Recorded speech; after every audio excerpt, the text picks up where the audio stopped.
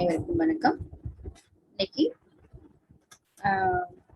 BEd கோர்ஸ்ல first இயர்ல வரக்கூடிய பேப்பர்ல இருந்து நம்ம பார்க்க போறோம். ஸோ ஃபர்ஸ்ட் இயர்ல உங்களுக்கு எத்தனை பேப்பர் அப்படிங்கிறது உங்களுக்கு தெரியும். ஸோ 6 தியரி பேப்பர், ஒரு major paper. So learning and teaching அப்படிங்கிறது ஃபுல் கோர்ஸ் பேப்பர். இந்த பேப்பர்ல 70 மார்க் வந்து external marks, 30 marks internal marks. So one question you have to be attend 7 questions out of 10 questions. Each questions carry 10 marks. So all the best. Today we will see about learning and teaching in B.Ed first year core paper. First unit is nature of learning. In this unit, we will see about meaning and definition of learning, elements of learning, basic principles of learning, implications of learning principles in education, role of learning versus meaningful learning, principles and techniques of active learning and in their implications, and self-learning. First, what is learning? Learning is the process of acquiring new understanding, knowledge, behavior, skills, values, attitudes, and preferences. Some learning is immediate, induced by a single event. That is, example, being burned by a hot stove. But much skill and knowledge accumulate from repeated experiences. Learning is the process of acquiring new understanding, knowledge, behavior, skills, values, attitudes, and preferences. Learning is a modification of behavior. Okay, so according to Aristotle, give a definition about education. Education is the process of training man to fulfill his aim by exercising all the faculties to the fullest extent as a member of society. And M.J.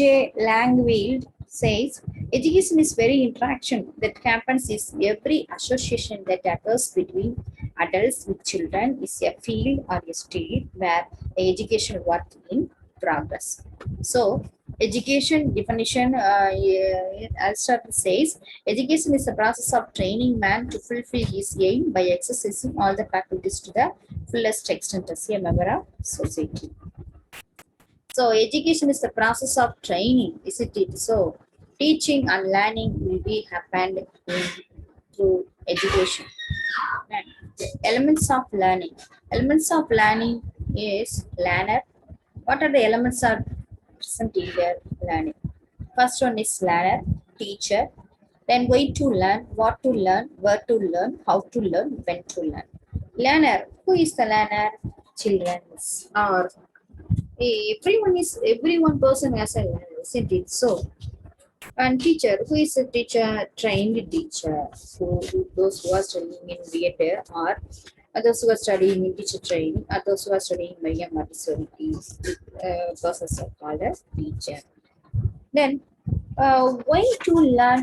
Is it essential for our life? Yes, it is very, very essential because way to learn, this element is includes the aims of education. And what to learn? To gain a new knowledge. So that's the main purpose of what to learn. And where to learn? In our school or in our home. So these are the places where are the studying. These are the places where studying that here. Then how to learn? Formal learning is based, isn't it?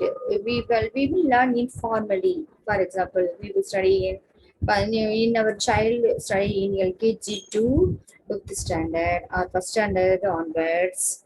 We will formally, regularly going to school. So that is how to learn. Learning process will be held on our school. Then when to learn? It is time and tide is wait for none, isn't it? So learning is not waiting for anywhere, anytime. We will always study in any time and anywhere. So these are the elements are present in their learning process. So learner, teacher, why to learn, what to learn, where to learn, how to learn, when to learn. Then basic principles of learning. What are the principles are there in learning? Principle is essential for learning. Yes, principles are very, very essential for learning because principles have certain rules and regulations. Then we have follow the principles and we have to also follow the rules and regulations. So that basic principles of learning is very, very important. So first principle is principle of activity, then principle of usage, principle of exercise or repetition, principle of recency and disuse, principle of satisfaction or effect, principle of knowledge and success or failure, principle of association or appreciation. So these are very, very important. Simply, these are very, very important in principle of uh, basic principles of learning. So, what is principle of activity? Principle of activity, which is nothing but the principles. The learning takes place or learner when his five senses are active to make perception about the thing that is called activity. So we know that the five senses, isn't it? So these senses activities are very helpful to develop or gather information, to develop a skill, or to understand or to form habits. So this type of activity is also called a principle of activity. And principle of usage. This principle constant usage of what we learn to makes the learning permanent. So what are the habits are regularly followed that then by then habit that type of habits how we can usage of the skill we have learned is called principle of usage. Then principle of exercise or repetition. The principle of repetition or exercise is any skill learned by an individual can be perpetual by doing it often so that it becomes his habit. And principle of recency and disuse. Principle of recency is express what we have learned recently. It's called recency or disuse. And principle of satisfaction or effect, which is in learning is useful to him immediately to satisfied permanent because the learner satisfies in our education. So that principle of satisfaction or effect is nothing but the learner satisfied their learning. Then principle of learning of success or failure. Principle of success is very, very important. Not only success, failure also gives you a lesson to move a next level of our life. So that principle of knowledge of success and failure are very, very helpful to form a basic principles of learning. And principle of association. Principle of association, a learner who learns a skill by associating it with his familiar activity is able to retain his skills, habits, and his recalling capacity is principle of association. And principle of appreciation, to appreciate all the activities to further learning or further to making a skill, further to repeat a skill, further to drill a skill. So this type of concept is called a principle of appreciation. So these are all the factors are very, very important in basic principles of learning. Then what are the implications for education or implications for learning? Education is intended to develop children's personalities, or learning is intended to develop children's personality. Human personality is linked to its creative potential. Teaching and learning assume that students master their inner values through some personal activity. The most valuable methods for student learning are those that correspond to their individual developmental stages and needs, and therefore cannot be uniform across students. Then rote learning or root learning. What is root learning? Root learning is the process of memorizing information based on repetition. Root learning enhances students' ability to quickly recall basic facts and helps develop fundamental knowledge of a topic. Examples of root learning include memorizing multiplication tables or the periodic table of elements. So, root learning is the process of memorizing information based on repetition. Okay, then meaningful learning. Meaningful learning is that learned information is completely understood and can not be used to make connections with other previously known knowledge, aiding in further understanding. Some techniques may be more helpful than others depending on the learner.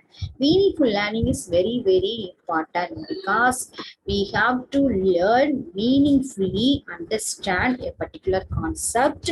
That concept will not be deleted or will not be not memorized in our memory.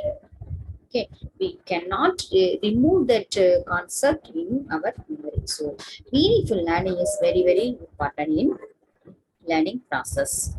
Then what are the differences between meaningful learning and rote learning? Meaningful learning is concept is fully understood by students. Verbatim memorization of new information. Meaningful learning, students can relate new information to what is already known. No connection between previous and new knowledge. And then active learning. Active learning is a method of learning in which students are actively or experientially involved. Active learning coordinates with the principles of constructivism, which are cognitive, metacognitive, evolving, and affective in nature. It's called the active learning.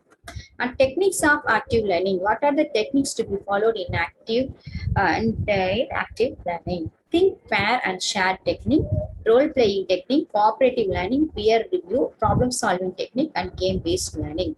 Think, pair, and share technique. Think, pair, and share technique. More than two is also called a think, pair, and share technique. Okay. Then role-playing technique, which is nothing but playing method. Okay. And then peer review. Peer review, which is nothing but a peer groups and cooperative learning to study about all the students in their classroom. Problem solving technique to solve any problem. That type of learning is also called a problem solving technique. And game based learning, a game basically playing particular learning process is called game based learning. So these are the techniques are followed in active learning. And then principles of active learning. What are the principles to be followed in active learning? First one is principle of meaningful learning by the learner. That is, the learner can understand each and every concept and to correlate the previous knowledge about a subject. So this is called a principle of meaningful learning by the learner. The principle of learning by doing in contrast with learning for information gathering. That is, a learning by doing is very, very important. So this one is also called a principles of active learning. Principle of reinforcement by transfer of learning. That is, a reinforcement is very, very essential one in our education part. So reinforcement is transfer by one. That is also very, very important to in our principles of active learning. And collaborative learning is which is what is collaborative learning? Collaborative learning, which is nothing but the learner has to pair with other learner for reinforcing his learning. So learning done in collaboration with others strengthens the learning of the learner. Collaborated with each other. The type of learning is also called a collaborative learning. And interpretations. What are the interpretations? If a learner interprets or explains what he has learned to others, then his learning develops and his interaction skill is also improved. So this type of interpretation is very, very important because interpretation will give a next level to the education. So these principles are very, very important in principles of active learning. And what are the techniques to be followed in active learning? Already discussed. That is think, pair, and share technique, role playing technique, cooperative learning, peer review, problem solving technique, game based learning. And last one is self-learning. What is self-learning? Self-learning is a process by which individuals take the initiative with or without the assistance of others in diagnosing their learning needs or formulating learning. It's called self-learning. No one can force to study a person. Is called self-learning because the individual person has studied to start a initiative or starting a study individually is called self-learning. So in this unit, that is learning and teaching. In first unit, nature of learning, we will discuss about meaning and definition of learning, elements of learning, basic principles of learning, implications of learning principles in education, role of learning versus meaningful learning, principles and techniques of active learning and their implications, and last one is self-learning. This video is very helpful to you all. So thank you for watching this video. Like and share and subscribe. Thank you so much.